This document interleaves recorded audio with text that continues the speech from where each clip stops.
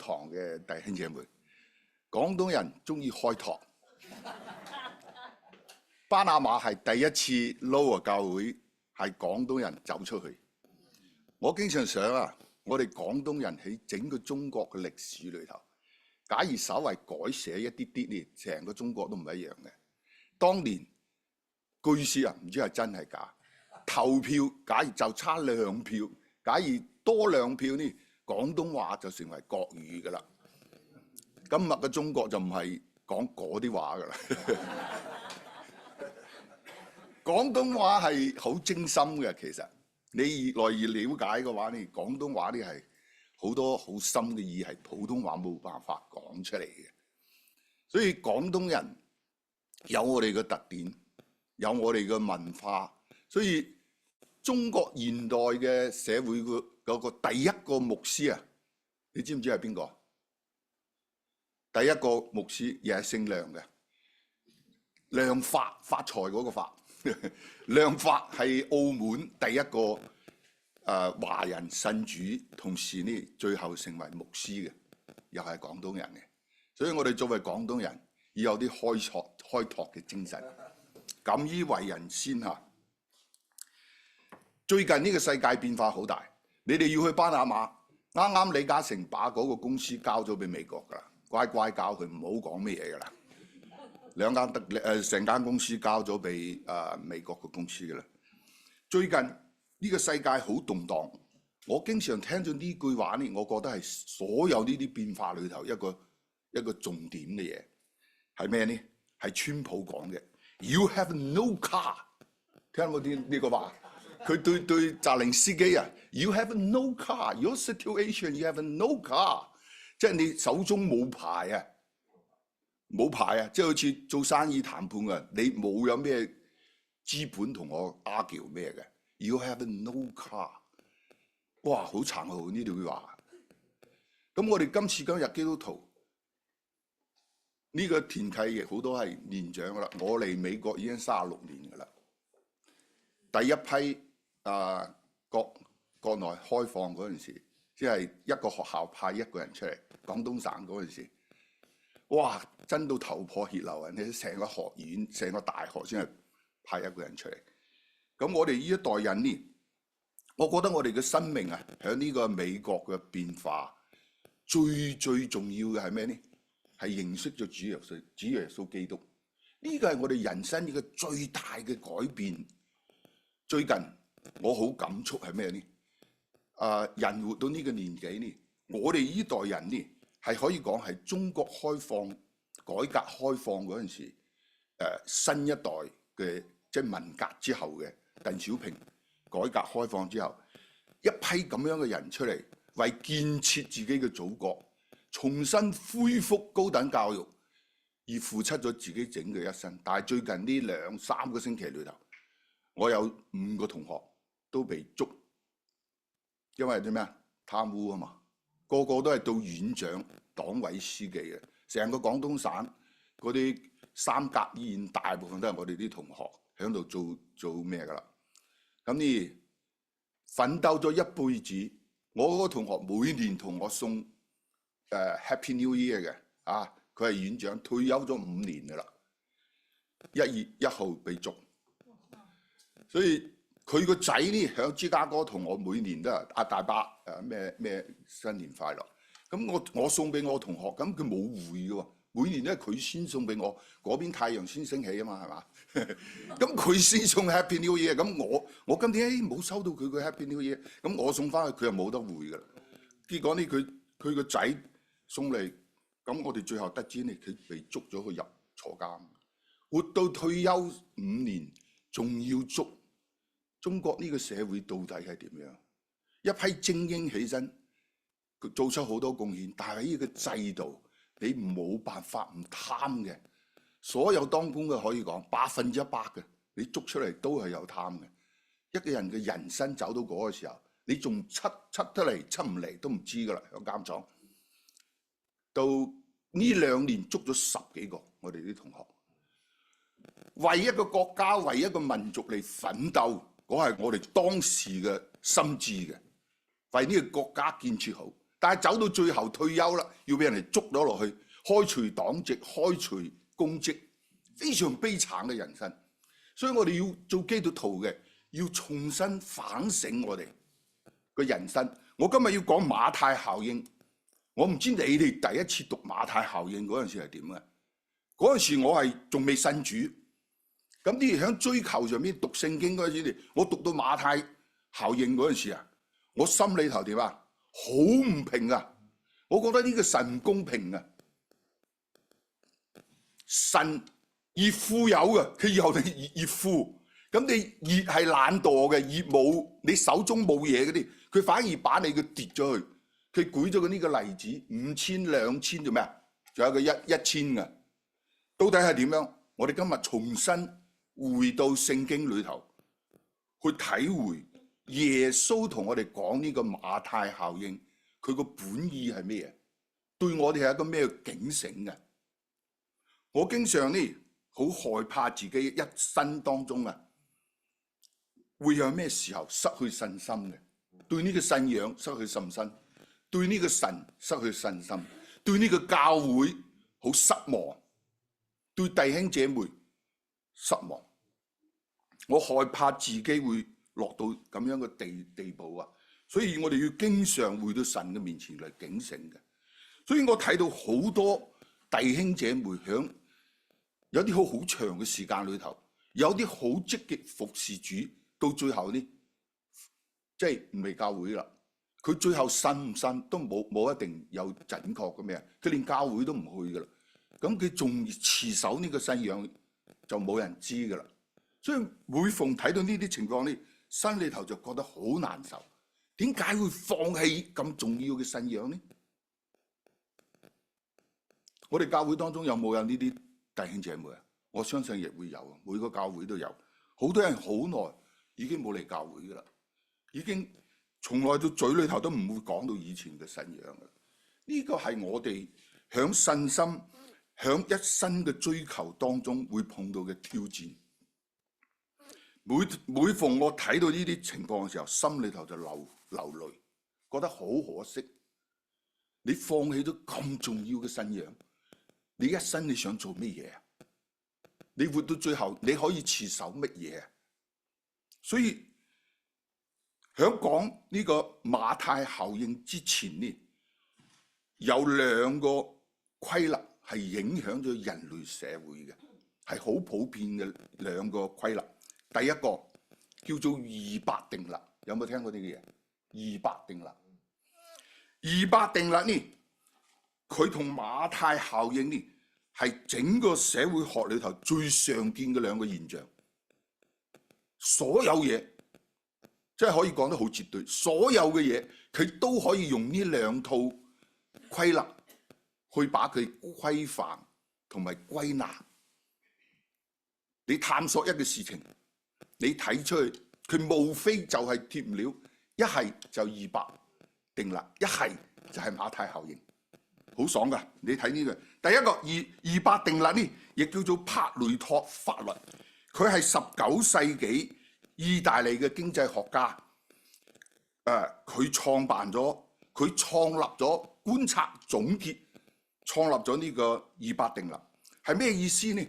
所有嘅社會現象，新嘅事物起身 ，AI 起身嗰陣時，總係有好短嘅時間裏頭呢，有20%嘅人就掌握咗佢，而且呢欣賞嚟應用。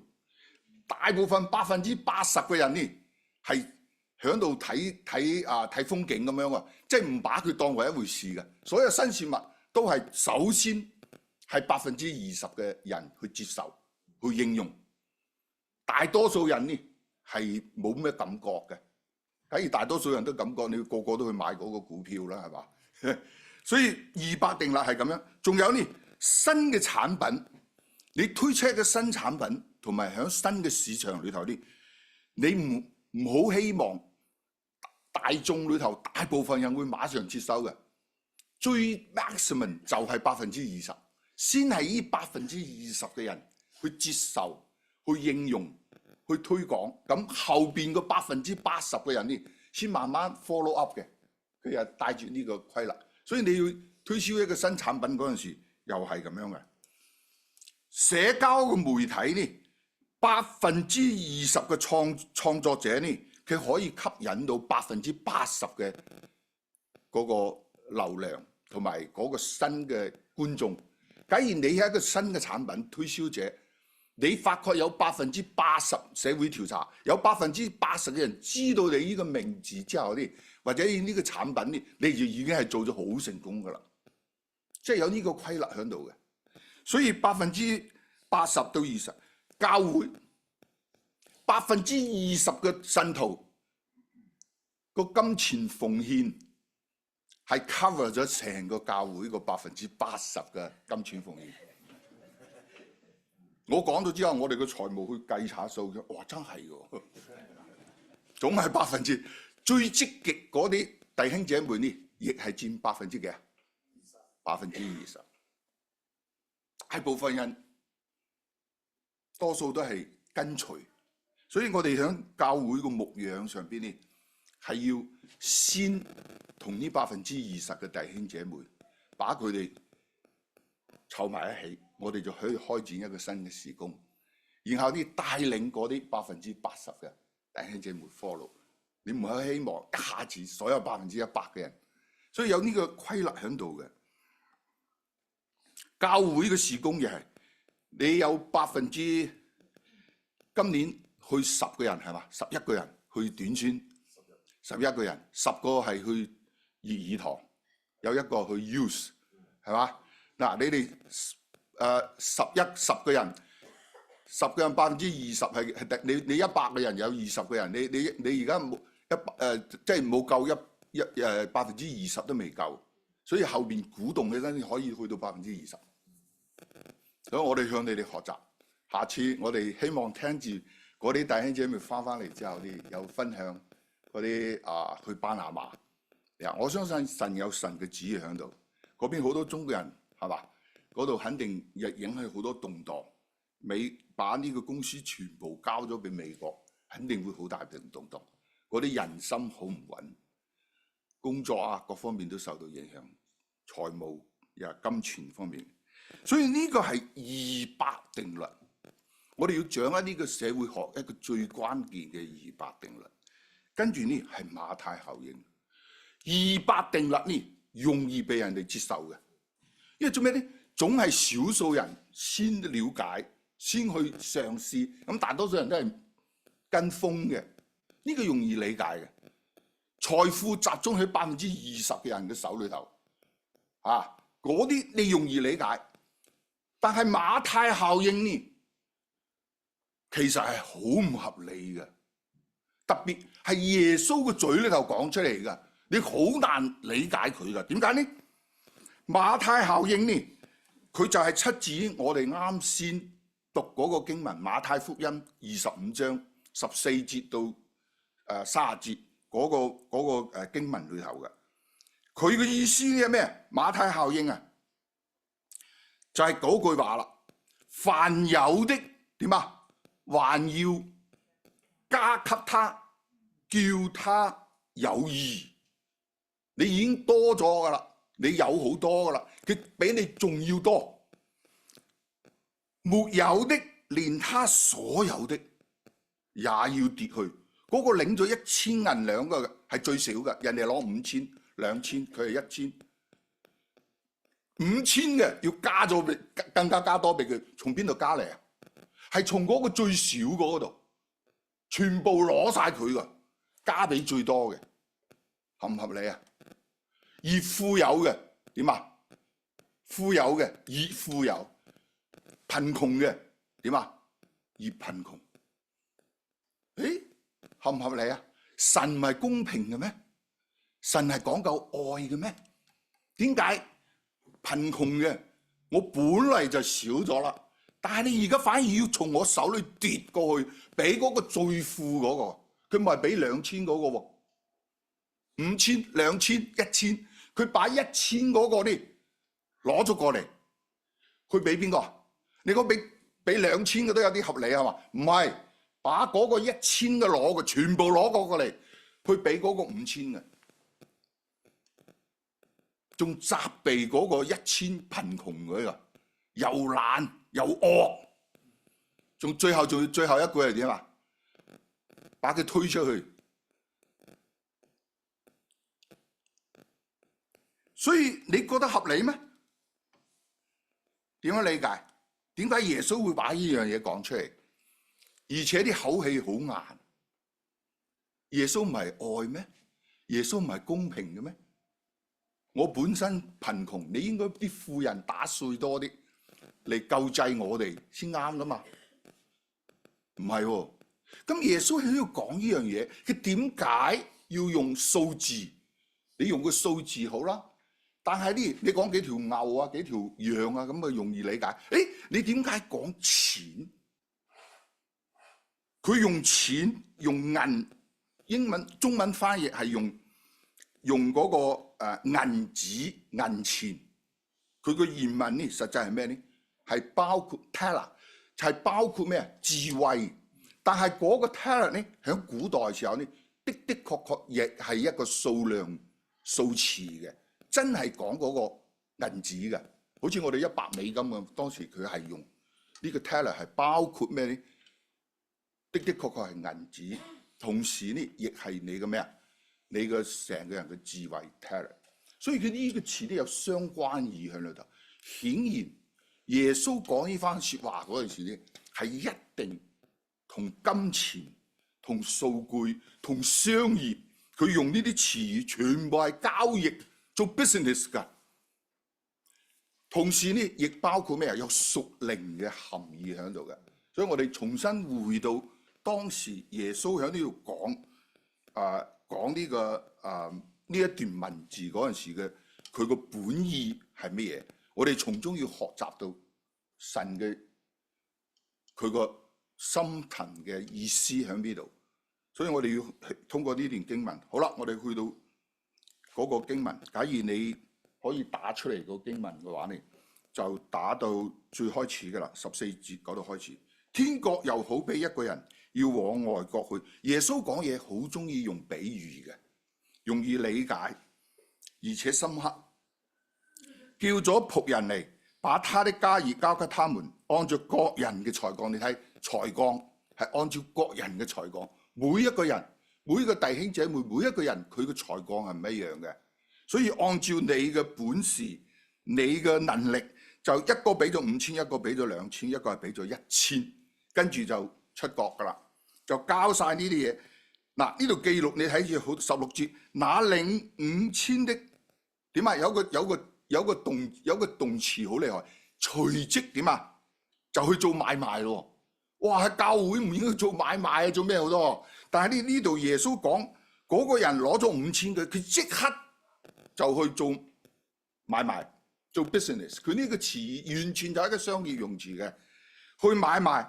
另外就賺咗5000，我唔知佢做咩嘢啦，咁快賺1倍喎，好厲害喎嚇！總之咧，佢就有本事㗎啦。睇到呢個人好有本事，佢即刻就賺咗1倍㗎啦，好厲害㗎啦。領咗2000嗰個咧，同樣佢又賺咗2000，都係做 business 嘅嗰啲口氣嘅。但係嗰個1000攞咗1000嗰啲點啊？最保險係挖地下室。以前文革嗰陣時，我哋做紅小兵啊，去抄家，去抄嗰啲以前做地址嗰啲人，好多佢就埋喺個牆角嗰度，挖個窿喺度，挖開之後有個情喺度嘅。我去睇我哋住嗰個大院裏頭，海關大院有一個人呢係法國政府嗰陣時呢，佢就做海關關員㗎啦。咁啲紅衛兵呢就衝入佢屋企，上海人查咗佢，查嚟查去都揾唔到嘢，佢一定有嘢嘅，查嚟查去查唔到。咁呢響度咩嘅時候呢，就睇住佢嗰啲蚊帳啊！你知道大陸啲你要蚊帳你先瞓得着覺，因為我哋餵飽啲蚊㗎啦，係嘛？咁啲蚊帳呢，佢有個燭光穿喺個蚊帳嗰度，早上推返到牆邊，咁晚上瞓覺嗰陣時就拉出嚟。咁呢嗰個紅衛兵呢就睇住，哇！呢個就攞支紅豆棍就敲呢個燭光，哇！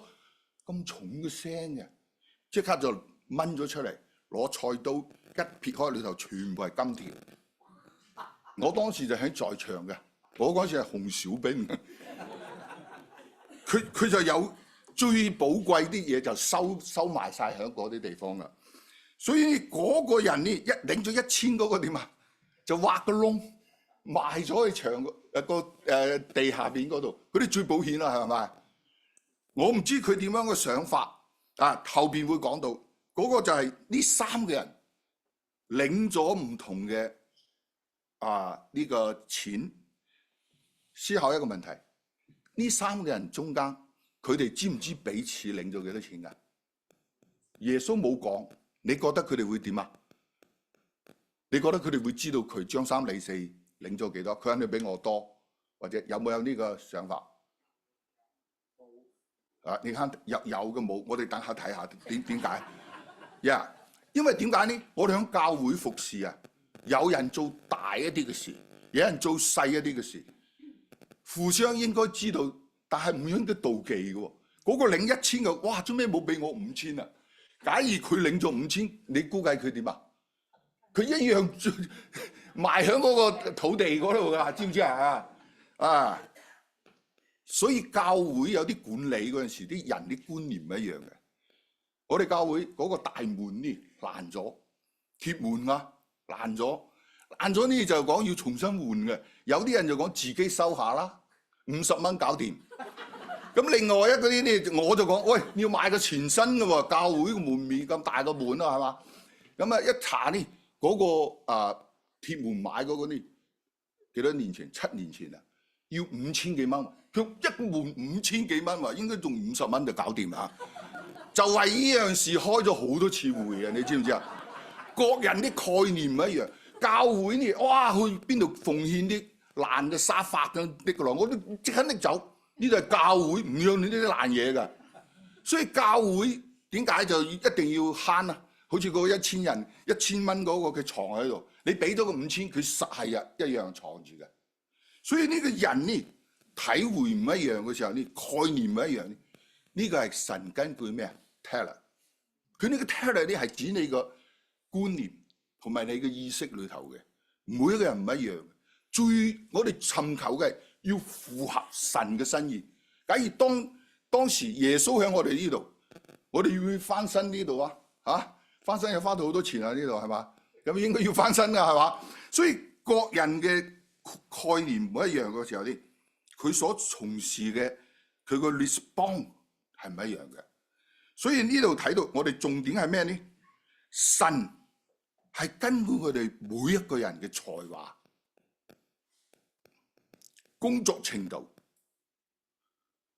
思維，你5000嗰個呢，佢即刻就去做 business 賺錢，賺咗5000，佢具體唔講係點樣賺法，佢就係5000賺咗5000，2000嘅賺咗2000，要不斷咁樣領受神嘅賜福同埋責任。神賜福俾我哋，俾我哋嘅責任係相應嘅。但係呢，我哋一定要忠心，要有良性，形成良性嘅循環。所以被神稱為咩啊？忠心又良善嘅僕人。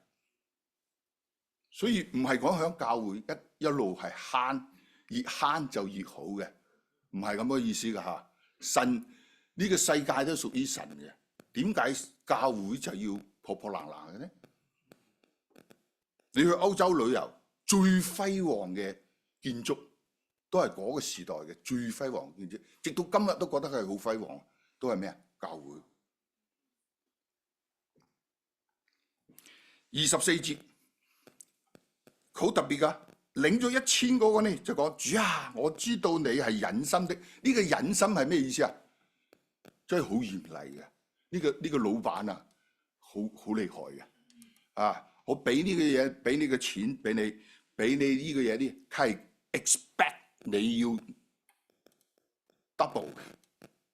神係耶穌都要舉呢個例子呢，但係呢個人知唔知啊？呢個領1000嘅知唔知啊？佢自己講出嚟，我知你係好忍心嘅人嘅，即係你係一個好厲害嘅老闆嘅。但係呢，我係咩呢？佢就算係沒有種嘅地方都要收割㗎。哇！呢個老闆確實係好咩啊？我俾你3000蚊，你賺300萬俾我。你沒有罪沒有散嘅地方，又有聚攏嘅，即係神嘅角度咧，係對我哋有好大嘅要求嘅。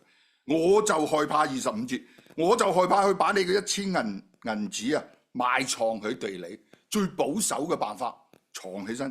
耶穌唔中意呢樣嘅。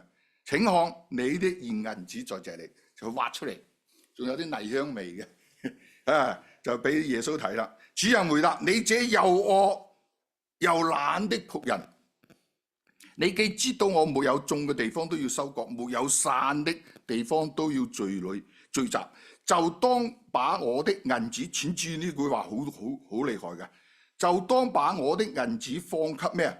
兌換銀錢的人，到我來的時候可以連本帶利收回。呢個兌換銀錢，亦即係講你冇乜本事去做生意，至少你點啊？把呢1000蚊存去邊度？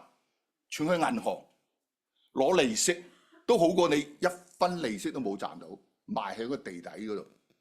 美國個 inflation 咧，係嘛？你咪喺度蝕本啦，係嘛？所以佢神用呢啲詞語，耶穌用呢啲詞語啊，完全係一個 business 嘅概念嘅。佢意思喺呢度呢，原文呢，佢兌換銀錢嘅，實際係咩啊？高利貸。所以你要查英文嗰個時候呢 usury 係高利貸啊！你要把呢1000蚊去俾嗰個咩啊？放高利貸嘅人喎。高利貸嗰啲人啲心地唔係幾好係嘛？一般人哋講，哇佢係放高利貸嘅，你一般心諗呢咁樣嘅人呢，個女唔好嫁俾佢仔嘅，係嘛？好犀利嘅。所以耶穌喺呢度呢，用呢個放高利貸嘅人嚟描述我哋嗰個 talent 最低嗰個人，你都應該要把呢1000蚊交俾放高利貸嘅，所以可以攞到咩啊？利息。點解耶穌全部用商業嘅概念，用銀錢嗰啲銅臭味好重嘅呢啲嘢嚟描述一個神交託俾佢僕人去經營嘅嘢？我哋值得思索呢個問題。仲有咩呢？因為凡有的還要加給他，就把嗰個攞咗1000蚊嗰個，把佢個跌過嚟，一分利息都賺唔到嘅，交咗俾邊個？交到最高嗰個5000啊！所以越富有，富人越來越富，窮人點啊？越來越窮，好不容易賺到錢，放喺銀行食利息，都已經係最差噶啦。但係呢個人呢，連利息都唔去賺嘅。以前唐人街好多喺餐館打工嗰啲阿伯，確實係攞個鞋盒一盒啲錢啊，收喺床底嗰度嘅，唔會存銀行嘅。去銀行英文又唔識講，唔知點攞錢。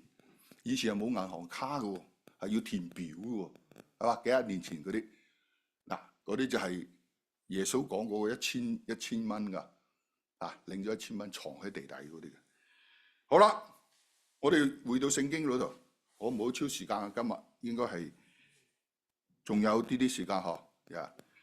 我可以講好快嘅，可以講好慢。好啦，重點喺呢度啦。29節，能力最差嘅亦應該連本帶利去放高利貸。意思叫我哋咩呢？對待錢財呢，我哋有個觀念嘅。我哋要點啊？呢啲錢財呢會增值，呢個係耶穌教導我哋問題。好啦，馬太效應，我哋要思想嘅問題有2個大嘅層面嘅。喺呢度呢，耶穌完全係用商業嘅數字同埋概念，咩放利息啊，去賺啊，係嘛？用呢啲全部係商業嘅 business 嘅一啲詞嚟教導呢個馬太效應嘅。所以馬太效應一方面係體現喺咩啊？物質生活層面嘅，就係講錢嘅。所以佢馬太效應表面上呢，全部係咩啊？肯定係講到物質生活嘅，講錢嘅。貧富呢係有差別嘅，所以一個國家要消滅貧富，哇！我哋已經消滅咗貧富，你信唔信啊？永遠唔會公平嘅，永遠都唔會公平嘅。進入共產主義社會都唔會有嘅。第一個佢實現唔到，第二個唔會絕對人類裏頭唔會有公平嘅，絕對冇喺財富上高一定要追求一個絕對公平嘅，冇呢啲事情嘅。耶穌都承認人群裏頭係點解？有差別嘅，有5000兩嘅，有2000兩嘅，有1000兩嘅人，所以唔好同人哋嚟比。哇！我一定要好似嗰啲富人，所以呢個係表明咩？馬太效應響人類社會裏頭呢，係可以真真實實睇到嘅，就係財富物質，佢住個屋大啲，比你哋嘅細一啲啊，所以佢都有差別嘅。我哋要接受耶穌所用呢個例子係從物質角度嚟講，呢個馬太效應係有嘅。嗰啲賺錢嘅人，佢一日賺幾多千萬，幾多個億，你唔好咩覺得要唔公平，要消除呢個社會差別嘅啊，變成人人平等嘅。人人平等就好似文革嗰陣時啦，你領幾多工資都始終都有個差別喺度嘅。所以喺物質上邊呢，係要承認、接受、理解呢個社會呢，每個人嘅財富係唔一樣嘅。我哋要接受佢係 normal。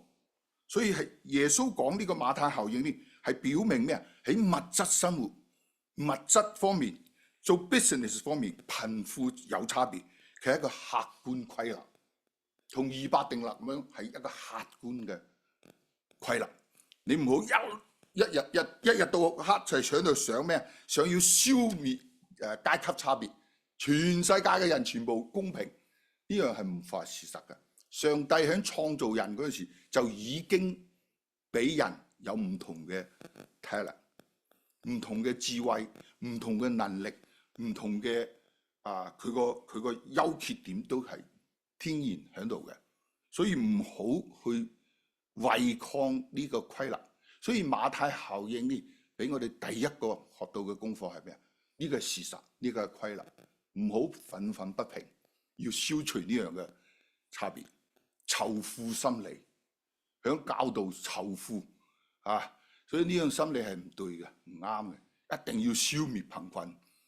你絕對貧困係可以消除幫助，但係呢個事實存在係物質生活方面係有馬太效應喺度嘅。你睇美國越富嘅人，佢賺錢點啊？佢賺得越容易，呢個馬太效應。越富有嘅人，佢一個投資可以 double 佢個咩？耶穌喺度講呢個5000嘅人，即刻攞去做生意，即刻就賺咗5000。呢個事實嘅，所以馬太效應好啦。但係問題喺呢度啦。第二部分係耶穌講馬太效應嗰時，佢一定有咩啊？係有屬靈生命嘅含義喺度嘅。屬靈生命佢一樣會有馬太效應嘅，越追求神，越願意嚟教會侍奉神、侍奉弟兄姐妹，神越祝福佢噶。屬靈方面嘅神嘅祝福唔一定講，一定係俾你賺錢嘅。所以你有好嘅身體，有好嘅心態嚟從事呢個教會個服侍，嚟實行我哋嘅信仰，神就越祝福你嘅，越追求點啊，就越祝福你。你越吝嗇，哇！今日又要去教會，我仲係出去打個工比較好啲喎，係嘛？哇！又去教會浪費幾個鐘頭聽嗰個人姓梁嘅講耶穌，哇！好似浪費時間咁。你越吝嗇，神就越你中意打工係嘛？我叫你日日去打14個鐘頭，你都賺唔到錢㗎。信耶穌係好多屬靈含義嘅，呢個馬太效應所以你睇睇周圍啲弟兄姐妹，越服侍嘅神會虐待佢咩？越追求嘅神越俾佢豐富，對聖經越有追求，咁佢對聖經嘅理解得越嚟越深，越中意服侍神越祝福佢嘅。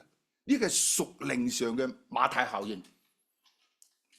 所以耶穌喺呢度講呢個馬太效應嗰陣時咧，就係一個有物質方面嘅，另外嗰啲就係屬於屬靈方面嘅。但係我哋要擺正呢兩樣嘅馬太效應，一個係物質方面嘅，一個係屬靈方面。我哋要把握呢個咩啦？所以喺教會裏頭呢，常常會出現咁樣嘅問題。喺傳福音嘅時候呢，嗱，我哋睇到一個人追求物質生活有冇錯？冇錯。追求屬靈生活呢，係咪人人都可以做到嘅？唔一定喎。所以有啲人呢，我哋傳福音呢就變成咁樣講啦。嗱，你信耶穌啦，耶穌祝福你啦，祝福你嘅business 啦。你炒股呢？炒股會唔會升啊？所以我啱啱信主嗰陣時呢，我就開咗個 party 喺教會，喺屋企。咁我啲同學呢，其中有一個呢就係哈佛噶啦，佢就喺哈佛度做教授噶。佢就講：嗱，你唔好講太多嘢啦。我哋當時係同班同學喺大學嗰度，佢去咗協和，咁跟住我哋都有成20幾個同學喺 Boston， 咁我開會就喺家屋企裏頭開 party。佢就哇，你信咗耶穌？嗱，唔好講咁多啦，你講幾多理由都冇嘅。嗱，你信咗耶穌，你神係最大噶。我係啊，耶穌係最大，唯一嘅真神嘅。佢嗱，你向耶穌求買邊隻股票，你求咗之後呢，你打電話講俾我聽，然後呢就講俾我聽，講一隻股票得噶啦。3個月之後呢，我賺30%，我每個 double 啊，賺30%呢，我就知道你呢個神係真噶啦。你講我敢唔敢向耶穌求呢樣嘢？所以佢就講到好現實咁樣啦。所以有人呢就覺得咩呢？信耶穌呢，把信耶穌呢係當作拜佛咁樣，係當作係另一個神明啊！你反正我嚟咗美國，耶穌最大，咁我就信耶穌。翻咗香港呢，去拜邊個啊？黃大仙啦。所以就把神呢當作係個咩啊？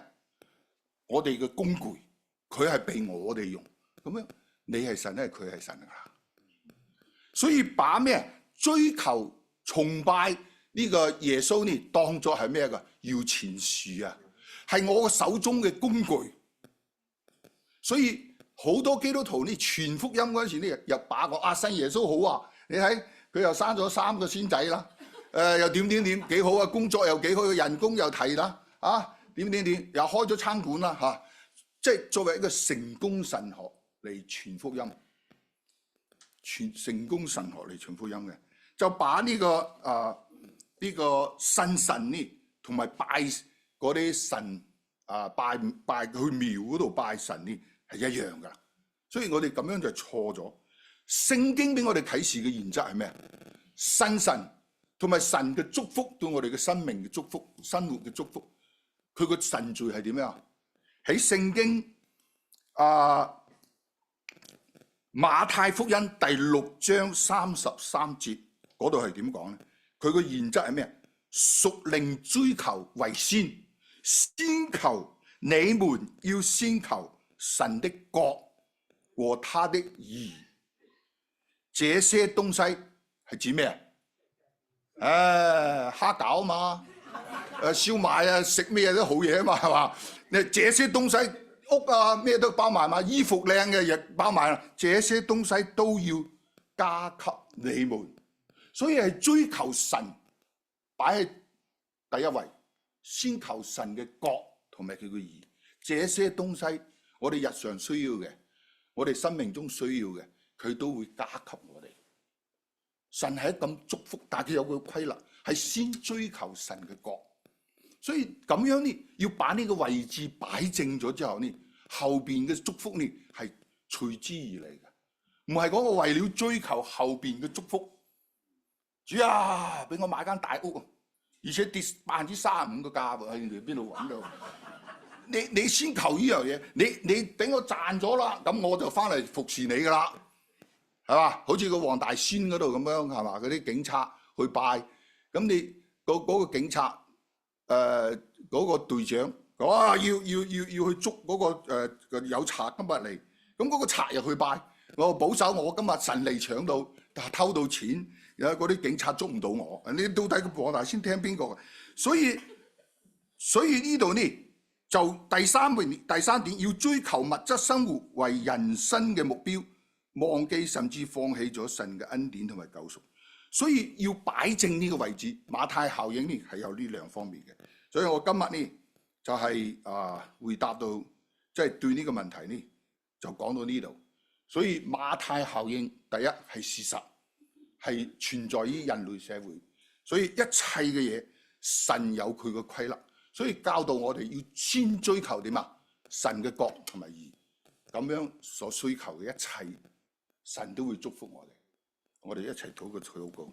主耶穌，我哋感謝你，借着馬太福音再一次提醒我哋馬太效應，教導我哋要追求神嘅國同埋神嘅義，所需求嘅物質生活，神會祝福我哋。求主嚟幫助我哋堅信呢樣嘅信念。所以話，雖然我哋活喺呢個世界有好多挑戰，但係我哋根據神嘅教導，我哋要追求神，要傳福音，要把神嘅心擺在喺我哋嘅心裏頭。求主嚟使用我哋呢個教會，使用呢個廣東堂，祝福嗰啲要去到遠處巴拿馬傳福音嘅弟兄姐妹。求主保守看顧佢哋，我哋咁樣祈禱係奉主耶穌名求，阿門。仲未講完哈，下次再講。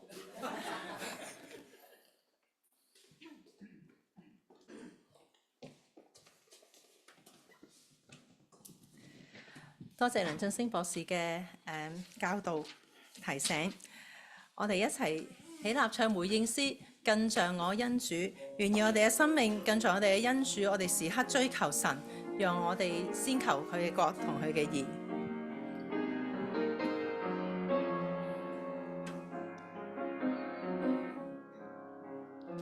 更像我恩主，時刻像我主，更有他溫柔，更顯我忠恕，更熱心工作，更加勇敢忠誠，更樂意放棄，完全因主使命。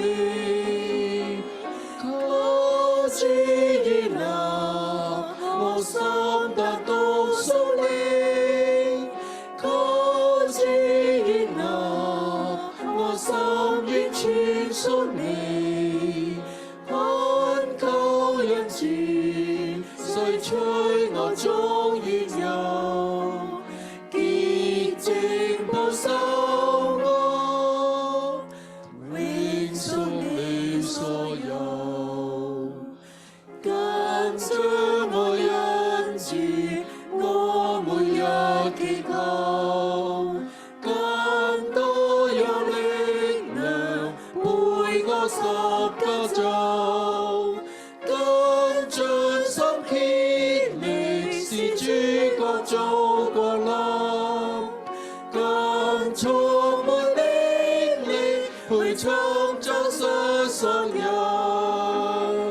求主悅納我心達到屬你，求主悅納我心完全屬你，懇求恩主，洗除我終遠遊，潔淨保守我，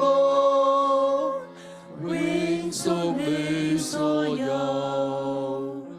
更將我恩主，靈命一張張，更充滿主內，在人前表揚，更願意捨己，將主下願祈禱，更將我恩主，直到永永遠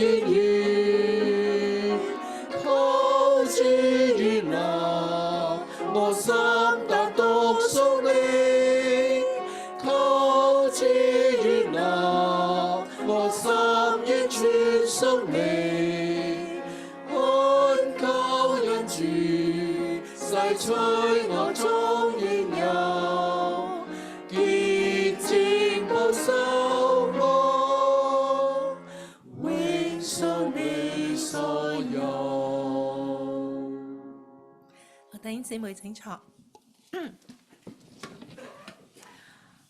我哋一齊誦讀今週嘅背誦經文，馬太福音25章29節。因為凡有的，還要加給他，叫他有餘；沒有的，連他所有的也要奪過來。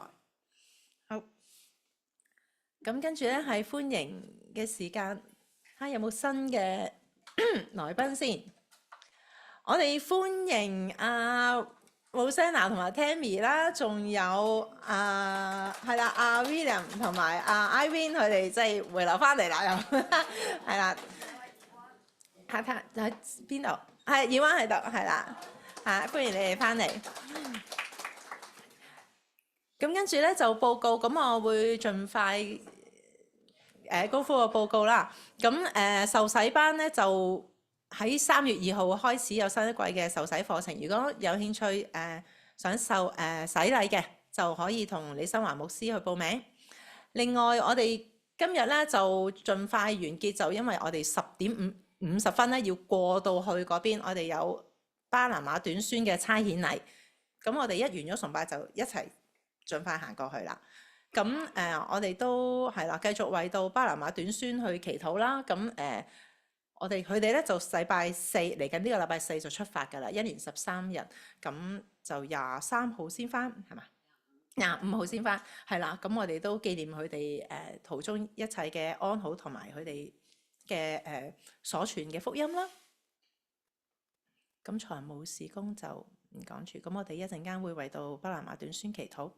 咁另外今日咧，我哋完咗崇拜之後咧，喺嗰邊完咗個差遣禮，咁我哋就11點25分翻到嚟呢度咧，我哋會有新一季嘅主日學，就係啟示錄揭秘上集，咁就係Tammy 為我哋去做老師去同我哋分享呢個啟示錄嘅，咁希望佢嘅 jet 咧完咗可以好有精神嘅去同我哋分享。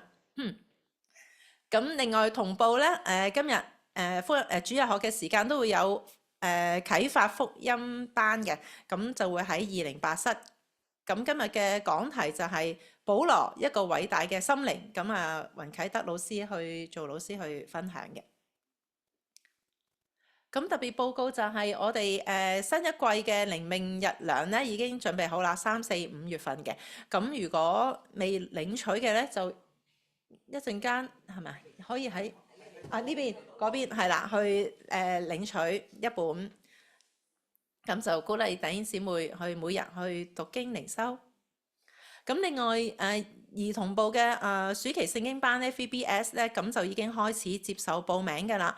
咁今年咧就會係whole day 嘅，就9點至3點，咁時間係8月4號至8號，係啦。咁就如果有小朋友嘅弟兄姊妹咧，就可以報名參加啦，鼓勵小朋友喺聖經上面去學習同埋成長。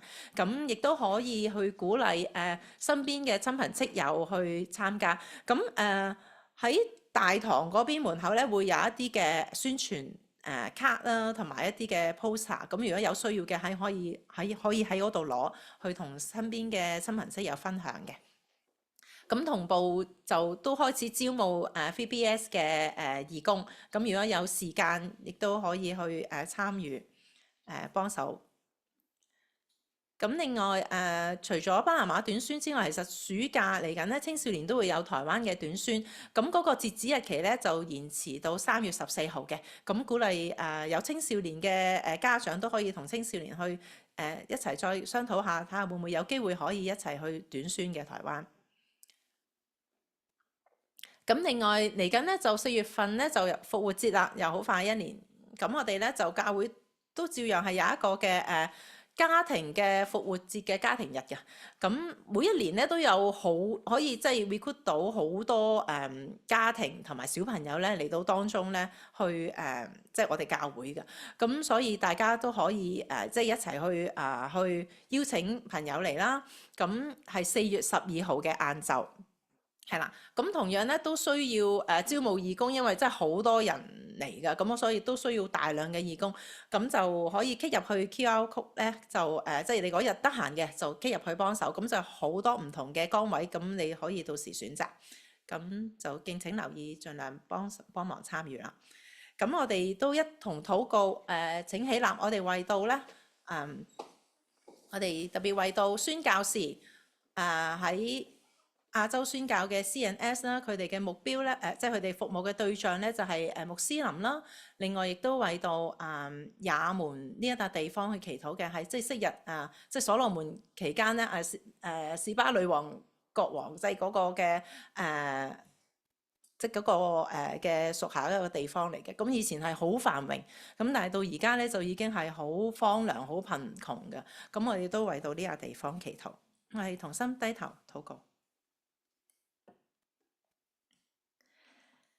真阿爸天父，多謝你，你係嗰位全能嘅主，你差派你嘅僕人去到世界各地去傳揚主你自己嘅福音，主要願意你親自嘅去保守你嘅僕人。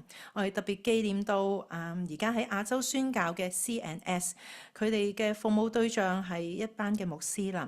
我哋都為到 CNS 去感恩，因為佢喺家書裏邊都分享到佢有一個嘅回族嘅馬女士，佢哋都願意去邀請佢哋去到佢嘅家中作客。呢一個深信係佢哋呢2年嚟喺亞洲服侍一個即係好大嘅鼓舞。因為即係知道得到回族人嘅邀請去到家中作客一件唔容易嘅事，深信佢哋都係喺呢2年期間去好努力去同佢哋建立關係同埋信任。最願意你繼續去祝福佢哋嘅侍奉，俾佢哋同呢位馬女士咧有更深嘅交流同埋溝通，亦都為到佢所服侍嘅地區，佢哋即係有穆斯林背景嘅信徒咧，都去禱告，求主去使用佢哋，亦都建立佢哋嘅信心，俾佢哋喺呢個好困難相信你嘅地方呢個嘅環境裏邊，佢哋都係能夠站立得穩，亦都能夠帶領其他嘅人去相信你，亦都俾佢哋有機會同其他嘅信徒有多溝通啦，有團契啦，亦都喺當中彼此分享神嘅愛。同樣亦都為到喺即係好愛穆斯林嘅一班漢族嘅基督徒去祈禱啊！求主你幫助佢哋能夠戒到即係食豬肉啦，讓佢哋喺文化上面同呢一班穆斯林嘅朋友能夠同行，建立友誼同埋信任，俾佢哋都係能夠透過有好好嘅平台，佢哋可以傳揚主你嘅愛。求你繼續紀念深信呢一個嘅服侍係唔容易，但主深信喺你當中沒有難成嘅事，就求你繼續祝福，亦都為到也門呢笪地方去交俾你。昔日真係好富裕嘅地方，呢一刻可能自從佢哋內戰分裂之後咧，有80%嘅人咧都需要依靠即係外界嘅援助先能夠生存。喺裏邊有99%嘅人都係穆斯林，主要就求你將福音即係能夠傳到呢一笪嘅地方，亦都願佢哋嘅國家同埋嗰個地方嘅領袖都能夠去敬畏真神，去信靠主耶穌基督。求你幫助呢一班嘅領袖有智慧去管理國家，使到佢哋嘅百姓都係能夠安居樂業，亦都能夠有機會去認識基督，讓佢哋信仰裏邊得到自由。求主你繼續幫助我哋，亦都紀念到我哋嘅短宣隊巴拿馬短宣隊，我哋都交喺你嘅手中。佢哋星期4咧就要出發，我哋即係都經歷每一次去出發短宣嘅時候，都會有好多嘅障礙。我哋有隊員唔舒服，我哋喺當中可能有好多溝通上面嘅障礙，令到即係好多事情我都需要有主你嘅智慧去解決。主要願意你幫助呢一班嘅短宣隊，讓佢哋能夠有信心、有盼望，亦都咧喺當中係繼續嘅禱告去依靠你，讓主你嘅大能大力去澆灌佢哋，讓佢哋嘅身心靈都係能夠有平安、有力量嘅去出發，去傳揚主你嘅道，俾佢哋有體力嘅去應付10多天嘅行程同埋侍奉，裏邊有好多嘅講座，有好多嘅服侍，去到老人院啦，我亦都為到有一啲嘅 camp 啦，願意主你都幫助佢哋能夠喺當中去傳揚主你嘅道，亦都堅立信徒。多謝你聽我哋禱告，願意你繼續一直與我哋同在，俾我哋個心歸向你，以主你為樂。多謝你聽我哋禱告，奉主耶穌基督聖名祈求，阿們。我哋一齊唱三一頌。真美真神萬福之根，地上生命當真主人，天上萬軍中真主名，真比聖父聖子聖靈。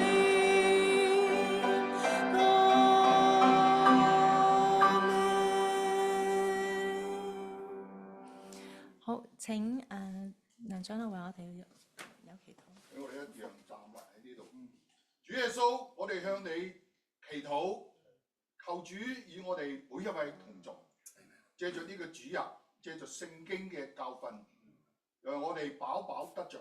我哋喺呢度特別聚會結束之前，祝福我哋嘅短宣團，使呢個短宣為神所用，所到之處帶有神嘅大能，把福音傳俾當地嘅華人。求主祝福佢哋，睇佢哋空空去，飽飽咁樣回嚟，同我哋分享呢個前方嘅福音事工。祝福我哋每一個弟兄姐妹響 Lower 教會不斷咁樣為主所用。馬太效應多多地祝福我哋願意擺上嘅弟兄姐妹。求主祝福我哋咁樣祈禱，係奉主耶穌嘅名求。請坐。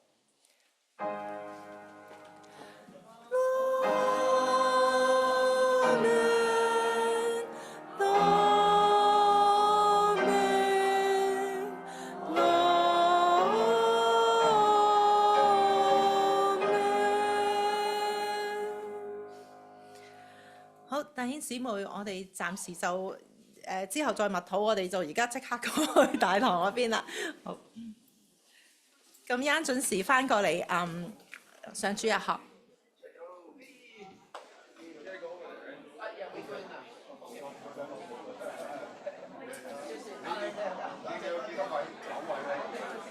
連埋呢個年青人，阿 John 都係隊員，都係隊員。哦，整呢個係一嘅。college student。